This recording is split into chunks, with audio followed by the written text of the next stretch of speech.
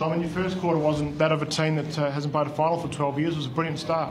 Yeah, look, we were really hopeful that we got a really good start to the game, and I thought our boys handled the moment incredibly well. Obviously a huge crowd, first final, but our players were just adamant that they were going to put their brand on show, and I thought they certainly achieved that in the first quarter. They established the way the game should look, and we got a chaos game, and I thought the boys did a terrific job.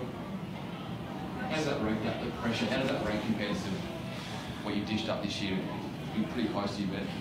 Yeah, look, I thought our tackling was outstanding. Actually, I thought both teams' tackling on the night was to a pretty high quality, and I think that made it really hard to move the ball and certainly move it from contested areas. So that was certainly a really high hallmark of our game tonight. There's no question about that. It's something we've worked on.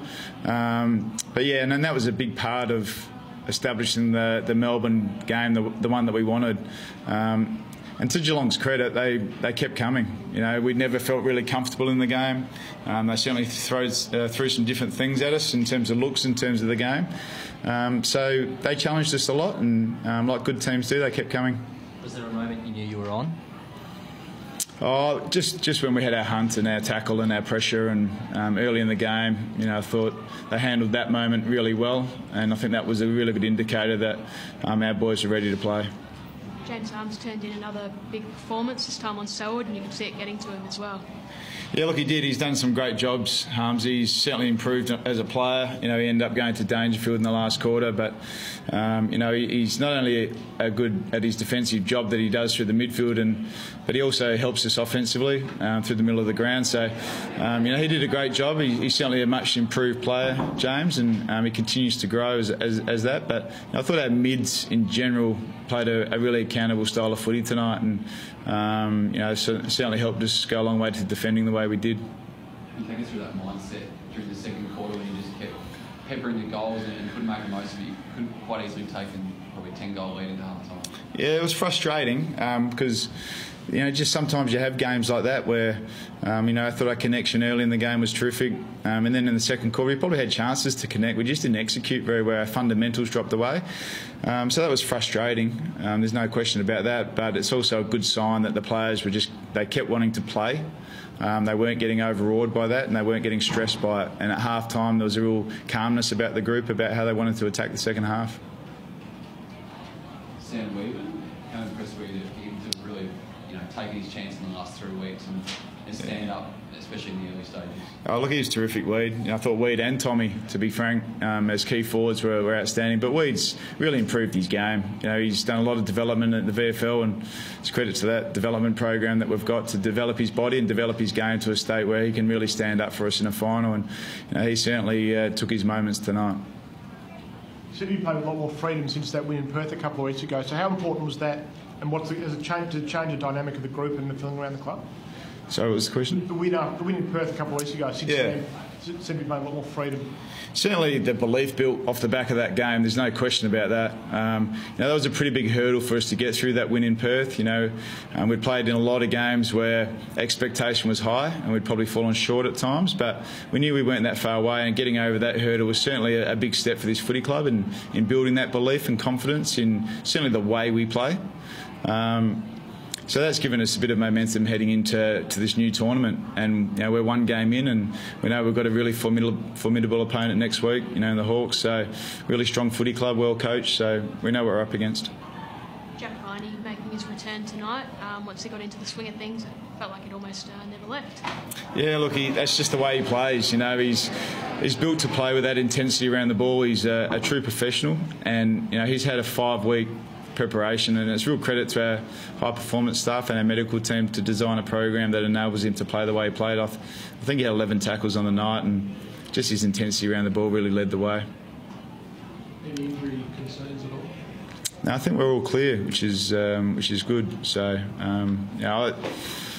I think from our perspective, we've got an all clear in our injuries, but to have 91,000 there for the Melbourne final, the support that we got tonight was absolutely unbelievable, and they played a huge part. We said that they'd get in behind a team they could believe in, and we need them again next week because they're pretty instrumental for us tonight. footy, just on the injuries. Max obviously played out in the game. He's got one of his calves slightly strapped. Is there any concerns there? Geez, you're on the job, Tom. Always keep a close eye. No, he's all clear from what I can gather. That would just be, general ruck work. Just ice it and get it ready for next week. Just on the crowd, do you think when they ran out there and the crowd went nuts at the start, do you think the players just grew a leg by that, experience of that? Oh, without question. We want our supporters to come and believe in this team and inspire us to greater heights. And the support in the ground tonight was unbelievable. And we want that to continue. We want them to be a part of this journey with us. We're one game in. We've got another big challenge next week. So come along again. Do you feel like they've got a taste of it now? They can get up again for Hawthorn? Yeah, look, we certainly haven't. I think the great thing about the group is they actually haven't looked too far ahead at all this year. They're really focused solely on what's in front of them, and so Hawthorn will be the next challenge for us. We played them early in the year. They played an exceptional game of footy that day and beat us quite convincingly. So we'll have to go back, have a look at that, and certainly have a look at how they played it on the weekend and come up with a system that's going to really hold up. Likely, a lot of coaches that will be studying it. How valuable is Jordan's knowledge still of the Hawks? Oh, it's probably been a while now. He's been out of the system now for 2 years. So what I can say about Jordan is he's really invested into our program and our players, and he's leading incredibly well. Can I just ask about Neil Danaher? He was given a Lifetime Achievement Award tonight, just because there's only 4 men that have been given that honour. So what has he meant to the club over the last since he moved on? I think he's an inspiration to all Melbourne people. He comes down to the club at regular occurrence. Probably not as much as he'd like at the moment, but what he's been able to do, not only the impact he's had on Melbourne and in football in general, but what he's been able to do away and really fight the fight with the MND is just unbelievable, and he means a lot to this footy club, and it was great to see him in the crowd tonight. Do you think his why not message, which I think he spoke about during the year, could become a theme perhaps about your final series?